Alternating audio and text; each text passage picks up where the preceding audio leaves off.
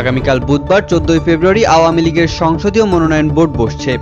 ওই দিন সকাল 10টায় গণভবনে এই বোর্ডের সভা ডাকা হয়েছে বলে সংবাদ বিজ্ঞপ্তিতে জানিয়েছেন দলের দপ্তর সম্পাদক বিপ্লব বড়ুয়া। এই সভায় সভাপতিত্ব করবেন আওয়ামী লীগের সভাপতি ও প্রধানমন্ত্রী শেখ হাসিনা। বিজ্ঞপ্তিতে বলা হয়, 14 ফেব্রুয়ারি বুধবার দ্বাদশ জাতীয় সংসদে সংরক্ষিত নারী আসনে মনোনয়ন চূড়ান্ত করতে দলীয় এই মনোনয়ন বোর্ড বসবে। দ্বাদশ সংসদের 50টি সংরক্ষিত নারী আসনে আগামী 14 মার্চ ভোটের দিন রেখে ইতিমধ্যে তফসিল ঘোষণা করেছে নির্বাচন কমিশন। 18 ফেব্রুয়ারি সকাল 9টা থেকে বিকেল 4টা পর্যন্ত মনোনয়নপত্র জমা দেওয়া যাবে। এবার সংরক্ষিত আসনে প্রার্থী হতে 1549 জন আগ্রহী আওয়ামী লীগের মনোনয়ন ফর্ম কিনেছেন। এতে ক্ষমতাসীন দলটির আয় হয়েছে 7,74,50,000 টাকা।